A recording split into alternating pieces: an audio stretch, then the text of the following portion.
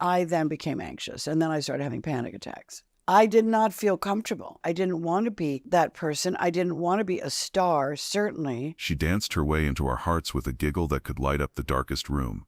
For decades, Goldie Hawn was America's golden girl, the eternal optimist who proved that nice girls could finish first in Hollywood.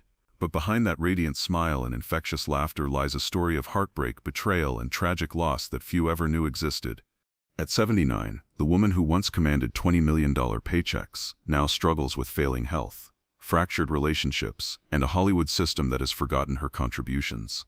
This is the untold story of how one of cinema's brightest stars became trapped in her own personal darkness.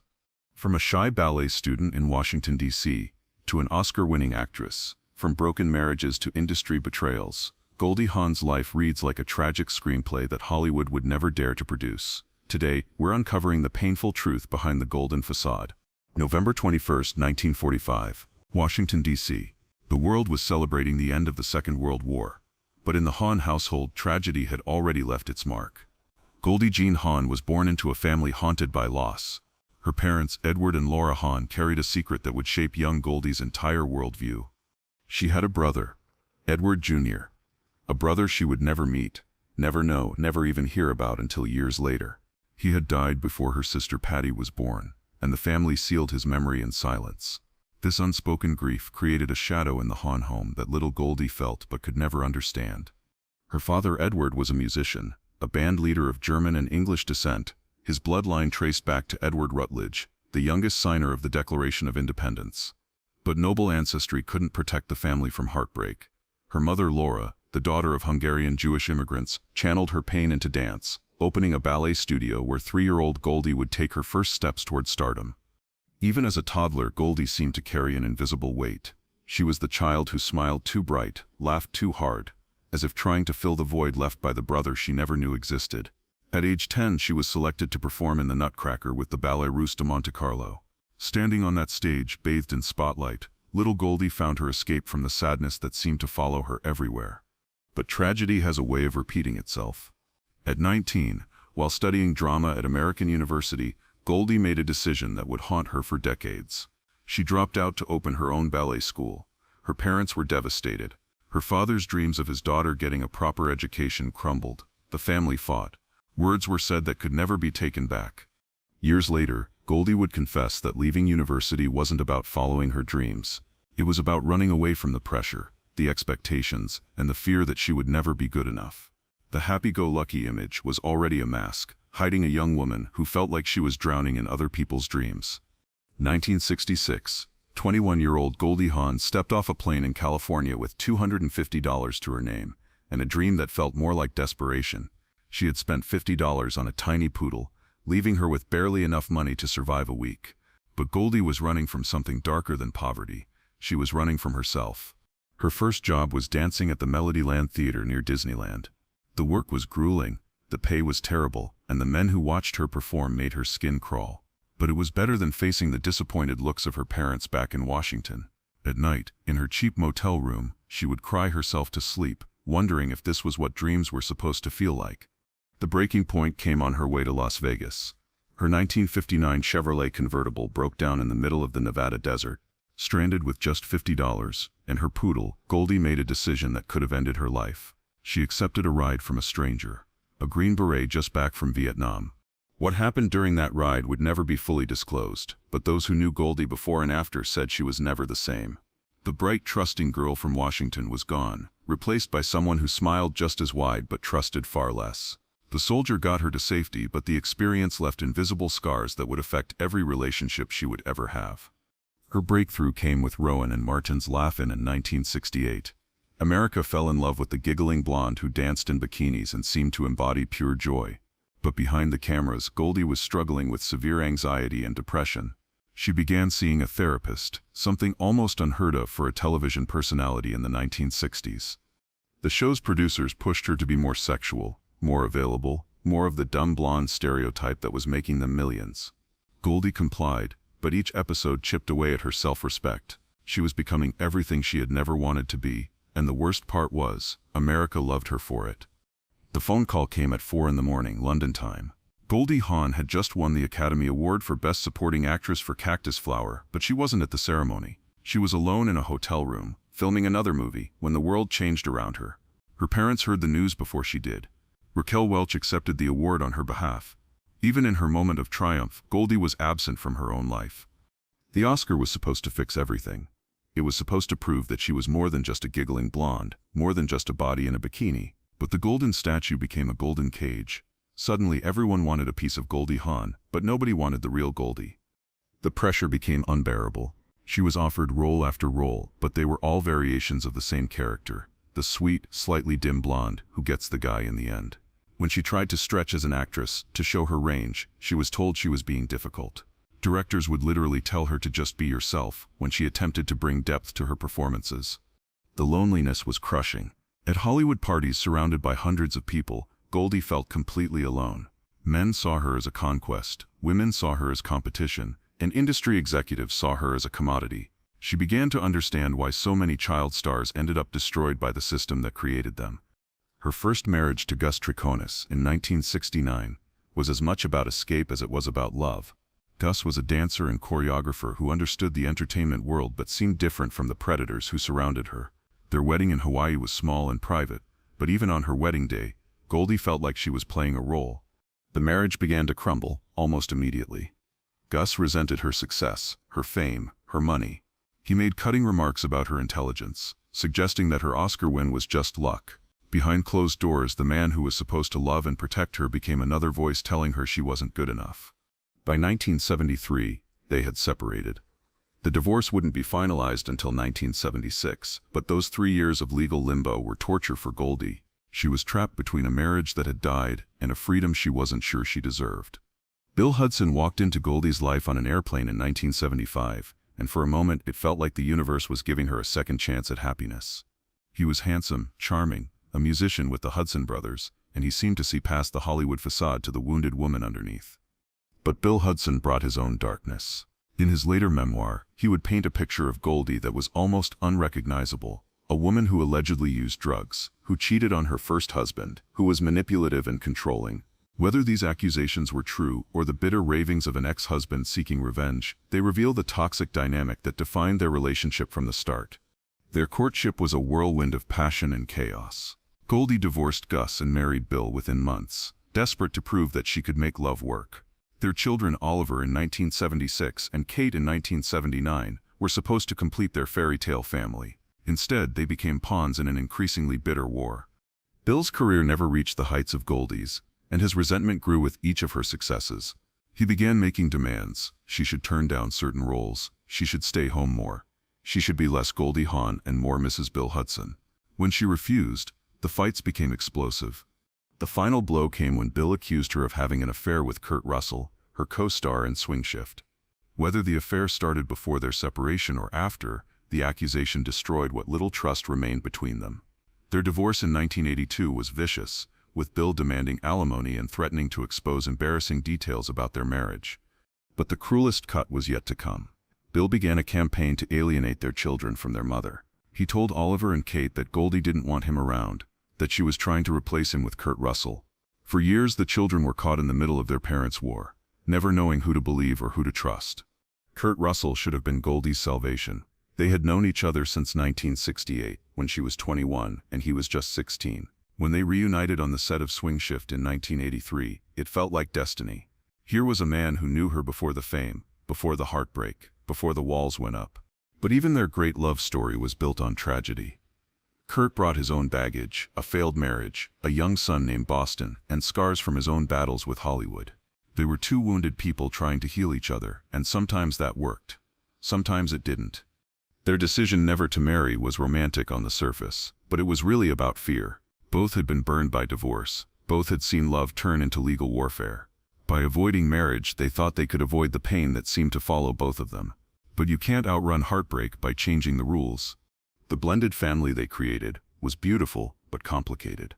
Oliver and Kate Hudson carried the emotional scars of their parents' bitter divorce. Boston Russell struggled with having a famous stepmother who overshadowed his own mother.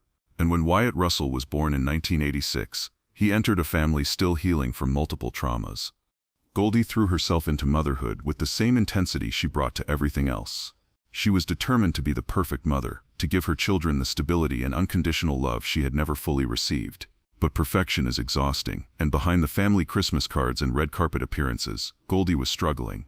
The children sensed their mother's pain, even when she tried to hide it. Kate Hudson would later speak about watching her mother cry alone in her room, about the pressure Goldie put on herself to always be strong, always be happy, always be the sunshine in everyone's life.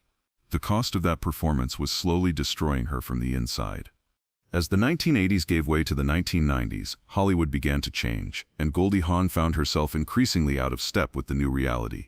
The industry that had made her a star was evolving, and there was no room for middle-aged women, even ones with Oscar credentials and proven box office appeal. Her last major hit, The First Wives Club in 1996, was both a triumph and a tragedy. The film grossed over $180 million worldwide, proving that audiences still loved Goldie Hawn. But it also highlighted how rare it had become for women over 50 to get leading roles in major Hollywood productions. After The First Wives Club, the offers dried up. The roles that came her way were insulting. The crazy mother-in-law, the desperate cougar, the has-been actress. Goldie turned them all down, maintaining her dignity even as her career slowly died. She had worked too hard and sacrificed too much to end her career playing caricatures of herself. The worst part wasn't the lack of work, it was the industry's collective amnesia about her contributions. Young executives who hadn't been born when she won her Oscar treated her like a relic from a bygone era. At industry events, she was politely tolerated but rarely consulted. The woman who had helped define comedy in the 70s and 80s was suddenly irrelevant. Behind closed doors, Goldie raged against the ageism and sexism that had consumed the industry she loved. She watched as male contemporaries like Warren Beatty and Jack Nicholson continued to get plum roles well into their 70s, while women her age were relegated to playing grandmothers and comic relief. The financial pressures began to mount. Despite her success, Goldie had never been as savvy with money as she should have been. Expensive divorces, maintaining multiple homes, and supporting extended family had eaten into her fortune. For the first time in her adult life, she had to worry about money. Oliver and Kate Hudson grew up in the spotlight, but they also grew up carrying their mother's pain. As children, they watched Goldie struggle with depression, anxiety, and the constant pressure to maintain her public image. They became her protectors, her cheerleaders, and sometimes her caretakers. Kate, in particular, seemed to absorb her mother's need to please everyone. She pursued acting partly out of genuine interest, but mostly out of a desire to make her mother proud. When she was nominated for an Oscar for Almost Famous, Goldie was more excited than Kate was. It was as if she was living vicariously through her daughter's success. Oliver took a different path, using humor as a shield the way his mother had. But behind his comedy was a young man struggling with abandonment issues, daddy problems, and the impossible task of living up to the Hawn legacy. His public feud with his biological father, Bill Hudson, played out on social media, revealing deep wounds that had never healed. The children's success in Hollywood should have been a source of pure joy for Goldie, but it was complicated by guilt. She wondered if their careers were really their choice, or if they felt obligated to continue the family business. She worried that she had passed on her own trauma, her own need for validation, her own complicated relationship with fame. When Kate's marriages began to follow the same pattern as her mother's, early promise followed by public dissolution, Goldie saw her own mistakes being repeated. She wanted to guide her daughter but didn't trust her own judgment about relationships. After all, she had made the same mistakes over and over again. The grandchildren brought new joy but also new anxiety. Goldie was determined to be the perfect grandmother, just as she had tried to be the perfect mother. But perfection is a heavy burden to carry, and at 79 she was finally beginning to crack under the weight of it all. Age comes for everyone, but it seems particularly cruel when it claims someone who built their career on youth, beauty, and vitality. Goldie Hawn, who had danced her way through 7 decades, found her body beginning to fail her in ways that were both heartbreaking and humiliating. The first sign was her eyes. Cataracts began to cloud her vision, making it difficult to read scripts, recognize faces, or navigate the world with her usual confidence. The woman who had lit up movie screens with her sparkling eyes was slowly going blind. Surgery could help, but it was a reminder that time was running out. Her memory, once sharp enough to memorize pages of dialogue in minutes, began to falter. She would start stories and forget how they ended. She would meet people she had known for years, and struggle to remember their names. In a town where being forgotten is the ultimate fear, Goldie was forgetting herself. The physical changes were harder to hide. Her famous figure, which had made her one of the first female stars to command equal pay, was showing the effects of age and gravity. Hollywood, which had worshipped her body, now averted its eyes from what it had become. The industry's cruelty toward aging women was never more apparent than in how they treated their former golden girl. Goldie became increasingly reclusive, turning down public appearances and social events. The woman who had once been the life of every party couldn't bear to see the pity in people's eyes when they looked at her. She was still Goldie Hawn, but she was also a 79-year-old woman, and Hollywood had no idea what to do with that. The rare public appearances became exercises in damage control. Makeup artists worked overtime to hide the ravages of time. Stylists chose clothes that concealed rather than revealed. Every photo was carefully staged. Every interview was scripted. The spontaneity that had made Goldie special was being managed out of existence. March 27, 2025. The 97th Academy Awards. For most people, it should have been a celebration, a chance for Hollywood to honor its past while looking toward the future. For Goldie Hawn, it became a public humiliation that revealed just how far she had fallen. She had been invited to present Best Animated Feature, a category that seemed safe enough for someone of her stature. But as she walked onto the stage at the Dolby Theater with Andrew Garfield, it became clear that something was wrong. Her movements were uncertain, her smile seemed forced, and when she reached the podium, the teleprompter might as well have been written in a foreign language. "Sweetheart, could you read that?" she asked Garfield, her voice carrying a vulnerability that cut through the polite applause. "I can't read it. I'm completely blind. Cataracts." The honesty was vintage Goldie, no pretense, no vanity, just the truth delivered with a smile. But the truth was devastating. The audience didn't know how to react. Some laughed, thinking it was a joke. Others sat in uncomfortable silence, watching a legend expose her frailty on live television. The moment went viral for all the wrong reasons, becoming a meme about aging and decline, rather than a celebration of enduring talent. Behind the scenes, the whispers were cruel. She shouldn't have been there. It was embarrassing. Someone should have stopped her. The industry that had made billions from her talent was now embarrassed to be associated with her vulnerability. The fairy tale was officially over. Goldie left the ceremony early, Kurt Russell by her side, looking smaller and more fragile than anyone remembered. The photos from that night would become the lasting image of her decline, a once radiant star dimmed by time, circumstance, and an industry that discards its icons when they are no longer useful. Since the Oscars incident, Goldie Hawn has retreated from public life almost entirely. The woman who once couldn't go anywhere without being recognized now lives in relative anonymity, protected by high walls and a small circle of loyal friends and family members. The silence is deafening for someone who spent her entire life performing, entertaining, giving pieces of herself to strangers who loved her from afar. Now, there is no audience, no applause, no validation, just the quiet of a life winding down and the echoes of what used to be. Her children visit regularly, but even they struggle with watching their vibrant mother fade. Kate has spoken carefully about her mother's condition, choosing her words to protect Goldie's privacy while acknowledging that aging is difficult for everyone. The family that once shared everything with the public now guards their secrets fiercely. Kurt Russell remains devoted, but he is aging too. The man who promised to choose her every day now faces the reality that their time together is measured in years, not decades.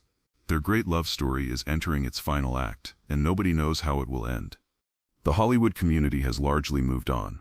Goldie Hawn has become a cautionary tale, a reminder of the industry's cruel indifference to the passage of time. Young actresses who once looked up to her now whisper about the importance of knowing when to step away, of not becoming a public spectacle in decline. Goldie Hawn's story is not just about one woman's rise and fall. It's about the price of fame, the cost of perfection, and the tragedy of an industry that consumes its own children. She gave everything she had to entertainment, to making people laugh, to bringing joy to millions of lives. In return, Hollywood took her youth, her privacy, her dignity, and eventually, her relevance. The woman who once giggled her way into America's hearts is now a ghost of herself, haunted by memories of what she used to be, and tormented by the reality of what she has become. She wanted to be remembered for her talent, her contributions, her decades of dedication to her craft. Instead, she will be remembered for her decline, her struggles, her very public journey into irrelevance. But perhaps that's the most honest legacy of all. Goldie Hawn's tragedy is not that she aged or that she struggled with illness.